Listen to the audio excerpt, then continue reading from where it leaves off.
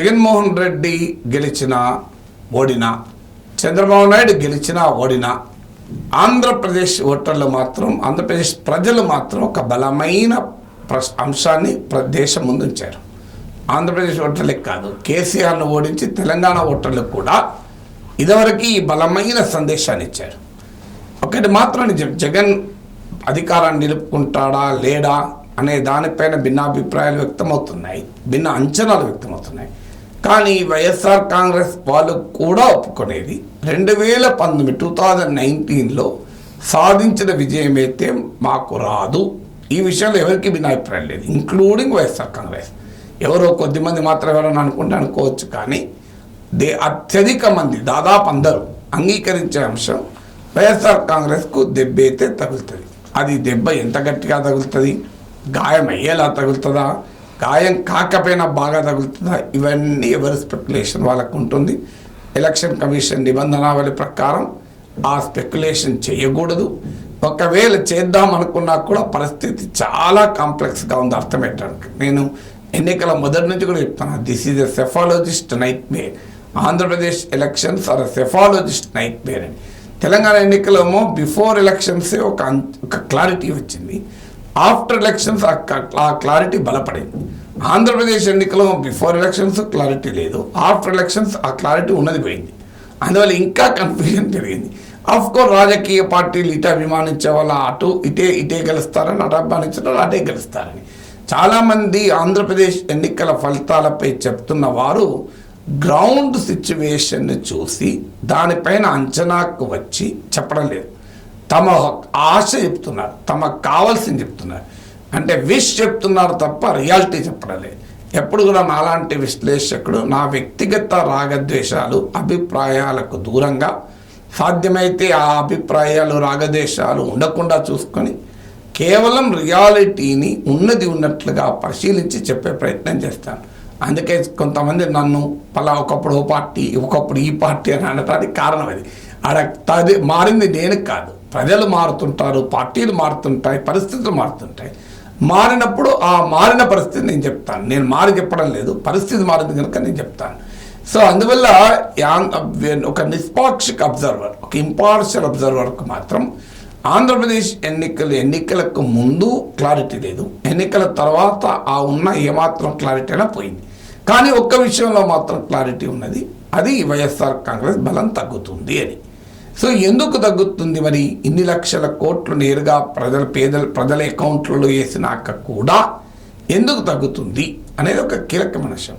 కేసీఆర్ కూడా సంక్షేమ పథకాలు అమలు చేసిన గ్రామీణ ప్రాంతాల్లోనే ఓడిపోయాడు. సంక్షేమ పథకాలు, ఉచితాలు పెద్దగా ఉండని హైదరాబాద్ మహానగరంలో భారీ విజయం సాధించాడు కేసీఆర్. సో మరి ఎందుకు, కారణం ఏంటి?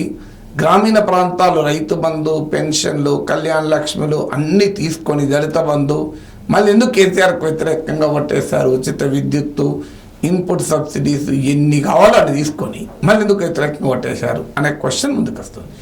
ఈ ప్రశ్న భారత ప్రజాస్వామ్యానికి ఒక మంచి ప్రశ్న.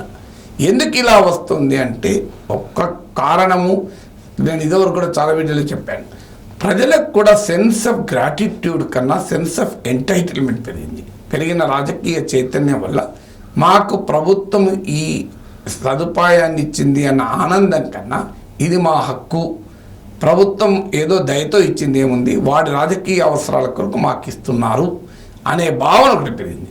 రెండవ కారణం ఏంటి అంటే ఎవరున్నా వస్తుంది కదా అని ఒక సెన్స్ ఆఫ్ కాంప్లసెన్సీ కూడా పెరిగింది, ఒక సెన్స్ ఆఫ్ ఇన్ఎవిటబిలిటీ పెరిగింది. అంటే ఎవరు అధికారంలో ఉన్నా ఈ పథకాలు ఉంటాయి, అది కొంత ప్రజల అనుభవం కూడా నిజం. రాజశేఖర రెడ్డి ఉచిత విద్యుత్ మొదలుపెట్టాడు, ఆ రోజు వ్యతిరేకించిన చంద్రబాబు నాయుడు ఆయన ముఖ్యమంత్రి అయ్యాక కూడా ఉచిత విద్యుత్ కంటిన్యూ చేశాడు. ఆరోగ్యశ్రీ రాజశేఖర రెడ్డి బ్రాండ్ ప్రొక్ స్కీము, చంద్రబాబు నాయుడు వచ్చాక కూడా ఆ స్కీమ్ను కంటిన్యూ చేశాడు. అందువల్ల అనుభవం, పెన్షన్లు అందరూ కంటిన్యూ చేస్తున్నారు. ఎన్టీ రామారావు టైంలో మొదలుపెట్టిన చౌక బియ్యం పథకం ఇప్పటికీ కొనసాగుతుంది 30 ఏళ్ళ తర్వాత కూడా. అందువల్ల ఒక పథకం పాపులర్ అయితే దాన్ని ఏ ప్రభుత్వము మార్చదు. ఒకవేళ పేరు మారినా రియాలిటీ మాత్రం ఆచరణలో అది ఉంటుంది, పేరు మారచ్చు.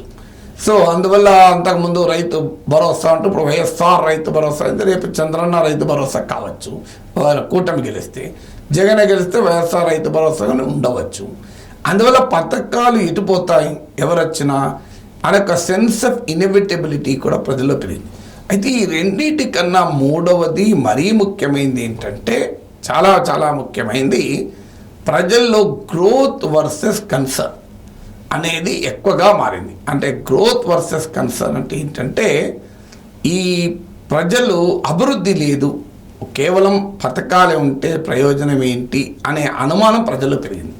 ఎందుకంటే ఒక తల్లికి తనకు ఒక 4,000 పెన్షన్ వస్తుంది, కానీ నా కొడుకు 20,000 ఆదాయం లేదేంటి, ఒక ఉపాధి లేదేంటి అని ఒక ప్రశ్న మొదలైంది. సో వాహన మిత్ర ద్వారా ఆటో యజమానికి నెలకు 1,000 రూపాయలు, 12,000 15,000 ఉన్నట్టుంది వస్తున్నాయి. కానీ నాకు ఎకానమీ నడవకపోతే, ఆటో నడవకపోతే నాకు వచ్చే డబ్బులు రావు కదా. అందువల్ల ఇది ఇప్పుడు ప్రశ్న. భవన నిర్మాణ కార్మికుడు ఉంటాడు, ప్రభుత్వం సంక్షేమ పథకం ద్వారా 1,000 రూపాయలు, 2,000, 3,000, 4,000 ఇవ్వచ్చు. కానీ నాకు కన్స్ట్రక్షన్ యాక్టివిటీ బూమింగ్గా ఉంటే, నేను ఏ కూలి భవన నిర్మాణానికి పోయినా నాకు 20,000 వస్తాయి, 30,000 వస్తాయి కదా. నాకు రోజుకు 7,000, 8,000 700 సంపాదించుకుంటాను కదా. ఈ దూరం పెరిగింది. అందువల్ల ఒకవైపు ఈ పథకాల ప్రభావం లేని యూత్లో వ్యతిరేకత, ఈ పథకాలు పొందుతున్న పెద్దవాళ్ళలో కూడా నాకు వస్తున్నాయి బాగానే ఉంది, కానీ నా బిడ్డకు ఉపాధి కావాలి కదా అనేటువంటి అంశం ఎంతో కొంత ముందుకొచ్చింది. ఇది ఎంత ముందుకు వచ్చిందన్న దానిపైన ఆంధ్రప్రదేశ్ ఎన్నికల ఫలితం ఆధారపడుతుంది, కానీ ఖచ్చితంగా ఎంతో కొంత ముందుకొచ్చింది.